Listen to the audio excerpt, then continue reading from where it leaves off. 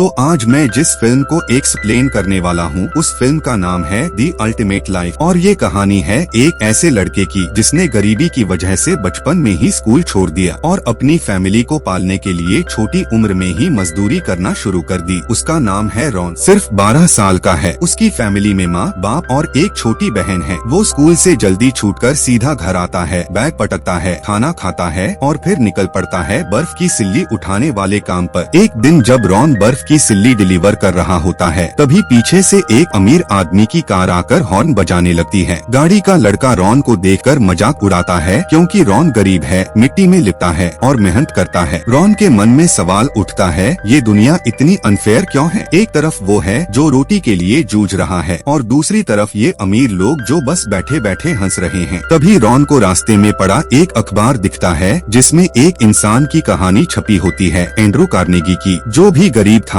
पर मेहनत करके एक दिन करोड़पति बन गया। रॉन के दिमाग में जैसे कुछ क्लिक हो जाता है, अगर एंड्रू कार्नेगी कर सकता है तो मैं क्यों नहीं। वो घर लौटकर अपने पापा को दिखाता है वो आर्टिकल और कहता है मैं भी बड़ा आदमी बनूंगा। लेकिन पापा क्या कहते हैं, हमारी औकात के बाहर के ख्वाब मत देखा कर बेटा। रॉन चुप हो जाता है लेकिन उसकी माँ की बीमारी उसे झकझोर देती है। वो माँ से वादा करता है मैं बहुत सारा पैसा कमाऊंगा ताकि आपके इलाज में कोई कमी न रहे। वो घर छोड़ देता है, बिना टिकट मालगाड़ी में चढ़ जाता है, पकड़ा जाता है। लेकिन एक अजनबी उसकी मदद करता है। वो अजनबी कहता है अगर मुझे शुक्रिया कहना है तो किसी और की मदद करना। रॉन अब आगे बढ़ता है, खेतों में काम ढूंढता है। लोग उसे कमजोर समझकर धक्का देते हैं पर रॉन हार नहीं मानता। एक फार्मर उसकी मेहनत देखकर उसे काम पर रख लेता है। खेतों में काम कठिन होता है लेकिन रॉन का जज्बा उससे भी ज्यादा मजबूत होता है। वहीं उसकी मुलाकात होती है फ्रेडी से, जो उसी फार्मर का बेटा है। दोनों अपने अपने सपने शेयर करते हैं। फ्रेडी मैं टेक्सास का सबसे बड़ा बिजनेसमैन बनूंगा, रॉन मैं बिलियनेयर बनूंगा। रॉन समझता है कि खेतों में मजदूरी से कुछ नहीं होगा। वो सीधा उस फार्मर के पास जाता है और पूछता है आप जैसे अमीर बनने के लिए मुझे क्या करना होगा? फार्मर कहता है अगर लीडर बनना है तो दूसरों के लिए भी सोचना सीखो। रॉन अगले दिन खेतों में एक असेंबली लाइन सिस्टम बनाकर काम करवाता है और पहली बार जिंदगी में मोटी कमाई करता है। वो अपनी माँ के लिए पैसे भेजता है। फिर एक दिन रास्ते में रॉन की मुलाकात होती है हैना नाम की लड़की से। वो उसे डांस पार्टी में इनवाइट करती है। रॉन पार्टी के लिए नए कपड़े खरीदता है। वहाँ वो हैना से डांस करता है और कहता है मैं तुमसे शादी करना चाहता हूँ। हैना कहती है मेरे डैड कभी तुम्हें नहीं मानेंगे, तुम्हारे पास डिग्री भी नहीं है। रॉन स्कूल जाने से मना करता है लेकिन जब वो अपनी इंटेलिजेंस दिखाता है, गणित के सवाल सेकंड्स में हल करता है, पौधों की एलर्जी पहचान लेता है तो सब हैरान रह जाते हैं। लेकिन फिर हैना उसे कहती है तुम्हारा एटीट्यूड तुम्हारी कमियों को छिपाने का तरीका है। रॉन को यह बात चुभती है और वो वापस स्कूल जाता है, पढ़ाई शुरू करता है। फिर एक दिन खबर आती है यूएस पर जापान ने अटैक कर दिया। रॉन अपने देश की सेवा के लिए आर्मी ज्वाइन करता है। जंग में घायल होता है लेकिन बच जाता है। युद्ध के बाद रॉन तेल की खुदाई शुरू करता है। बहुत घाटा होता है पर आखिरकार एक जगह से तेल निकलता है, हजारों बैरल का तेल। रॉन अमीर हो जाता है लेकिन तब आता है मालिक और कहता है ये जमीन किराए पर थी, तेल निकालने का हक नहीं था। कोर्ट में रॉन के वकील वॉल्टन बाजी पलट देता है, केस जीतते हैं। रॉन उसे अपनी कंपनी में शामिल करता है। फिर धीरे धीरे रॉन का बिजनेस फैलता है। वो करोड़ों कमाता है लेकिन रिश्ते खोता जाता है। बच्चे सिर्फ पैसों के लिए आते हैं, बीवी अकेली पड़ जाती है। क्रिसमस के दिन वॉल्टन का एक्सीडेंट हो जाता है, दोनों किडनियां फेल। रॉन उसे अपनी एक किडनी डोनेट करता है और वहीं उसे समझ आता है असल जिंदगी वही है जिसमें हम दूसरों की मदद करें। वो एक चैरिटी शुरू करता है, बच्चों को $100 देता है पर सिर्फ उसका सबसे छोटा बेटा पैसा लौटाकर कहता है इन पैसों से किसी की मदद करिए। रॉन उसे अपनी कंपनी का मालिक बनाता है। अंत में रॉन अपनी डायरी में लिखता है मैं धन्य हूँ क्योंकि मैंने जिंदगी के असली मायने जान लिए हैं। तो दोस्तों ये थी कहानी दी अल्टीमेट लाइफ की, एक गरीब बच्चे से अरबपति बनने और फिर सच्चे जीवन का मतलब समझने की कहानी। अगर आपको यह कहानी पसंद आई हो तो लाइक, शेयर और सब्सक्राइब जरूर करें। मिलते हैं अगली प्रेरणादायक कहानी में। जय हिंद, वंदे मातरम।